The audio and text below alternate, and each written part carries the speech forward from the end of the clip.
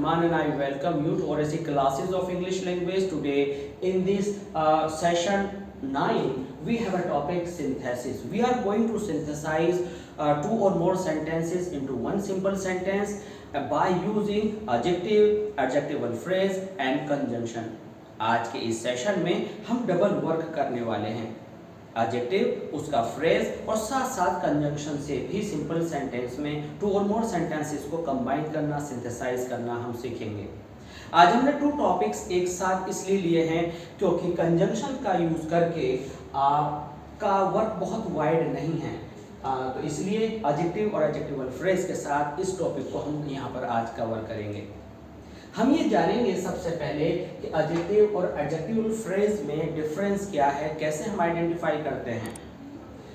इन सारी बातों को समझने के लिए आपको इस लेक्चर को लास्ट तक देखना पड़ेगा, इसलिए आप इस वीडियो में लास्ट तक बने रहें, पेन पेपर लेकर के बैठें, जो इम्पोर्टेंट पॉइंट्स लगते हैं उनको आप नोट डाउन करते रहें। यहाँ पर है एडजेक्टिव। एडजेक्टिव क्या होता है? एक ऐसा वर्ड जो कुछ कहता है नाउन और प्रोनाउन के बारे में। अगर एक वर्ड के अंदर वो उसकी क्वालिटी बताता है, उसके बारे में कुछ ऐड करता है तो एडजेक्टिव है। If it is in more than one word that is known as adjectival phrase. तो एडजेक्टिवल फ्रेज क्या हुआ कि जब आप कोई भी नाउन या प्रोनाउन की विशेषता एक वर्ड से ज्यादा वर्ड्स में बताते हैं तो उसे आप एडजेक्टिवल फ्रेज कहते हैं। तो हमें क्या करना होता है, एक से ज्यादा सेंटेंसेस आपके पास होंगे, उसको आपने कंबाइन करना है। तो किसी एक सेंटेंस को आपने सेव करना है जिसकी वर्ब यूज करनी है, and rest of the sentences given in your question, वो 2 हो सकते हैं, 3 हो सकते हैं, ज्यादा हो सकते हैं। उनमें से आपको क्या करना है, एडजेक्टिव पिक करना है। अगर एक से ज्यादा वर्ड्स में है तो एडजेक्टिव फ्रेज पिक करना है और उसको सही सूटेबल जगह पर लगा देना है। ठीक है। एडजेक्टिव का जो यूज किया जाता है वो 2 तरह से किया जाता है। एक है आपका एट्रीब्यूटिव यूज और दूसरा है आपका प्रेडिकेटिव यूज। तो यहाँ पर हम उसको सीखने वाले हैं, साथ साथ हम जो है यहाँ पर कंजंक्शन की भी बात करते चलेंगे। यहाँ पर हम आपको बता दें, अगर एक से ज्यादा भी हमें यूज करने पड़ सकते हैं, तो एक से ज्यादा अगर यूज करते हैं तो एडवर्ब की तरह से उनका भी एक पर्टिकुलर सीक्वेंस है कि पहले कौन सा एडजेक्टिव आएगा, दूसरा कौन सा आएगा, तीसरा कौन सा आएगा। तो आइए उस सीक्वेंस को यहाँ पर हम लिख लेते हैं। पहला जो हमारा सीक्वेंस आता है, यहाँ पर आप देखेंगे सबसे पहले वो सारे वर्ड्स हम यूज करते हैं जो साइज को बताते हैं। साइज के बाद आप शेप को बताते हैं, इसके बाद आप एज की बात करते हैं, उसके बाद आप कलर की बात करते हैं, उसके बाद आप इमोशन की बात करते हैं, उसके बाद आप इस तरह से उसके बाद आप नेशनलिटी की बात करते हैं,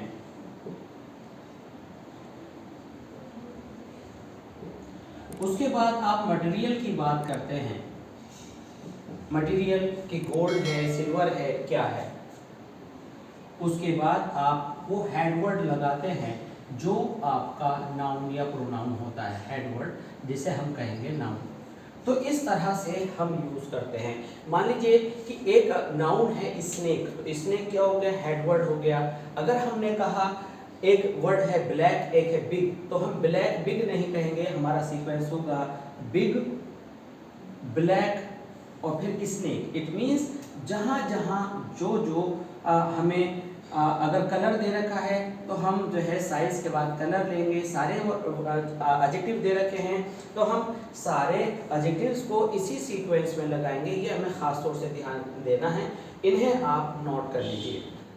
यहाँ पर हमारे पास कुछ एग्जाम्पल्स हैं, आइए इन्हें सॉल्व करते हैं। सबसे पहले हमारा क्या वर्क होता है कि हम पहले किसी एक सेंटेंस को सेव कर लेते हैं और दूसरे सेंटेंस में जो हमें एडजेक्टिव, एडजेक्टिवल फ्रेज या कोई कंजंक्शन नजर आता है उसको हम वहां से पिक कर लेते हैं। तो आई सॉ अ बैगर, तो यहाँ पर ही क्या है, ही है बैगर, तो ही तो बैगर के लिए आ गया या बैगर में ही ऑलरेडी है।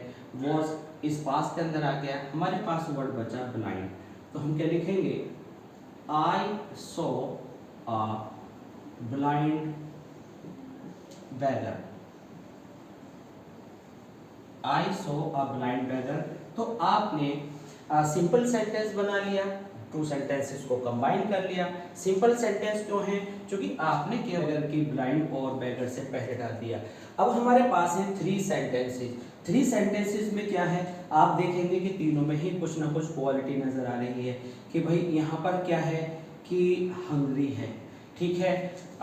ही किल्ड एन एनिमल, तो यहाँ पर क्वालिटी नहीं है, तीनों में क्वालिटी नहीं है। पहले में क्वालिटी नजर आ रही है और दूसरे में हैप्टी नजर आ रही है। तो यहाँ पर हमें क्या करना होगा कि अ लायन वाज हंग्री, तो ही कौन हुआ, ही को हमने सब्स्टिट्यूट किया एक लायन से। लायन की क्वालिटी पहले हमने यहाँ डाल दी। अब उसने किल किया एक एनिमल को। एनिमल कैसा था, एनिमल इट के लिए कहा गया, तो हैफ्टी कौन हो गया, एक एनिमल हो गया। तो आइए देखते हैं इसका सॉल्यूशन क्या बनेगा। हमारे पास है ही, तो ही कौन है, अ लायन। हंग्री को हमने यहाँ पर डाला, तो आप कहेंगे अ हंग्री लायन। क्या कहेंगे आप, अ हंग्री लायन। लायन ने क्या किया, किल्ड। किल्ड क्या किया, एक एनिमल को, ठीक है।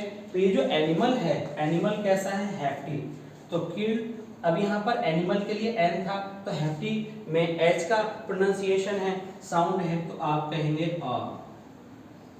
इस तरह के जो चेंजेस हैं वो आपको उनकी जानकारी होनी चाहिए ताकि इजी हो जाए।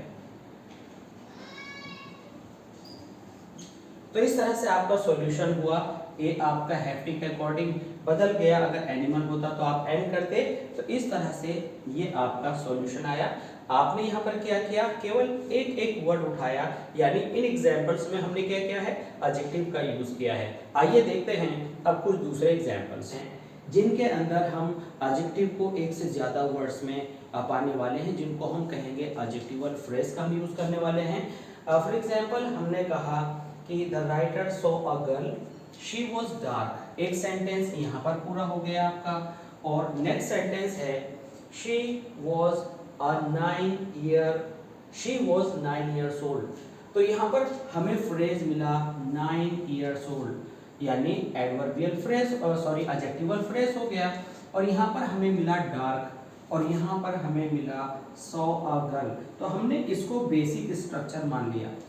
अब इसको जब हम सिंथेसाइज करेंगे तो यहाँ पर हम आंसर आपका लिखेंगे। क्या लिखेंगे आंसर, आपका जो सॉल्यूशन होगा, तो आपका सॉल्यूशन होगा द राइटर सॉ।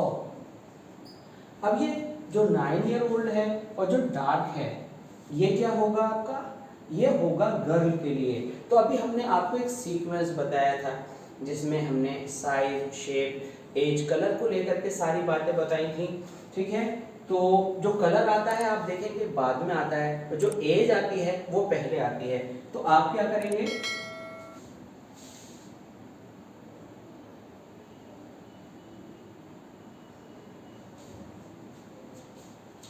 तो आप क्या करेंगे कि आप लिखेंगे पहले एज 9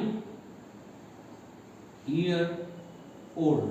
अब एक विशेष बात जो कि पॉइंट ऑफ द डे है, ये याद रखना है, अगर आपका कोई भी नाउन जो प्लूरल है, अगर विशेषता की तरह से पहले आ रहा है तो प्लूरल लगेगा। लेकिन अगर इस नाउन के बाद एक दूसरा नाउन आ गया और गर्ल के लिए आप इसको यूज करने वाले हैं, तो ये जो प्लूरल है ये सिंगुलर ही लगता है। इस बात को आप अच्छे से याद रखें। लेकिन गर्ल से पहले आपको क्या लिखना है, उसका कॉम्प्लेक्शन, यानी old dark girl. Dark means सांवली। तो यहाँ पर गर्ल के लिए ये क्वालिटी आई है, जब किसी नाउन की क्वालिटी कोई नाउन वाला वर्ड बताता है और वो अगर प्लूरल हो तो उसे सिंगुलर करना पड़ता है। यहाँ पर आगे नाउन नहीं था, गर्ल कहीं अलग दूसरे सेंटेंस में थी, इसलिए यहाँ प्लूरल था। तो आपने वो सीक्वेंस लर्न किया कि पहले आपने एज बताई, उसके बाद आपने कलर बताया, उसके बाद आपका हेड वर्ड आ गया। तो इस तरह से ये आपका सॉल्यूशन बन जाएगा। द राइटर सो, यहाँ पर आपका तो आना ही है, अ 9 year old डार्क गर्ल। तो ये हमने तीनों सेंटेंसेस को एक में पूरा कर दिया। नेक्स्ट है Mahatma Gandhi was a leader. Mahatma Gandhi was a leader. He was an extraordinary man. तो extraordinary ये 2 वर्ड्स में हो गया, तो ये क्या हुआ, ये हुआ एडजेक्टिव फ्रेज, यानी एक से ज्यादा वर्ड में नाउन की क्वालिटी आई। तो आप क्या करेंगे, महात्मा गांधी, तो अब क्या करना है, was, अब यहां पर लीडर के लिए ए था, एक्स्ट्राऑर्डिनरी वहां से लाएंगे तो इसलिए एंड हो जाएगा, एन एक्स्ट्राऑर्डिनरी मैन की जगह आपको मेन वर्ड लिखना है लीडर।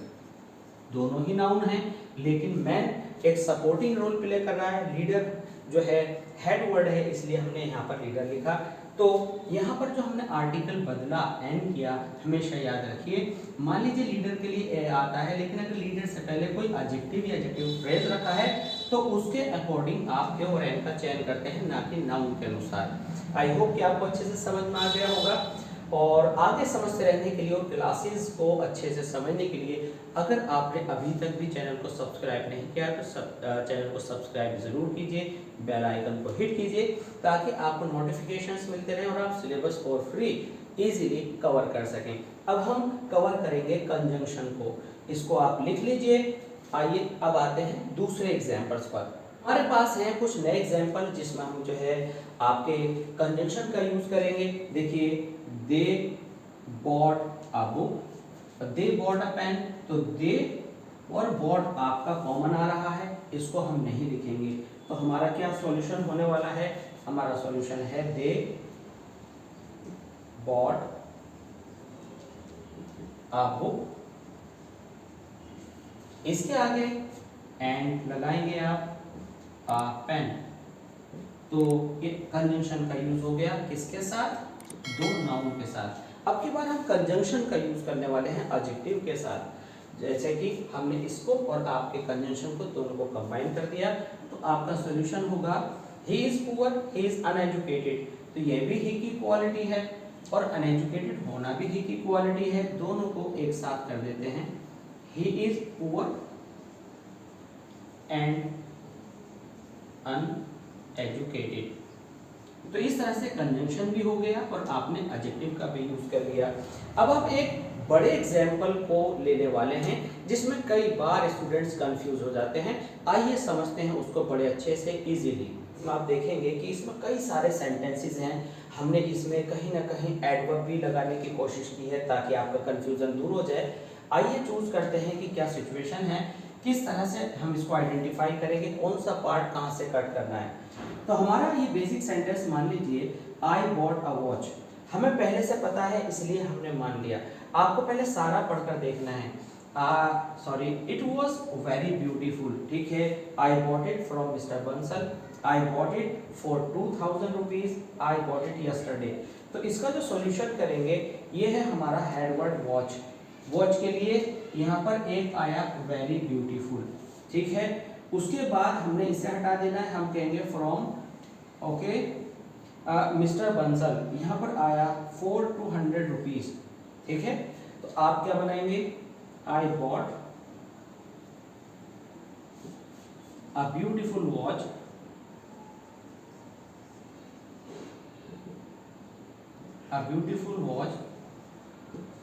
बंसल नहीं लिखेंगे, इसके बाद हम लिखेंगे for 2000 rupees, for 2000 rupees, for 2000 rupees from mister Bansal, from mister Bansal.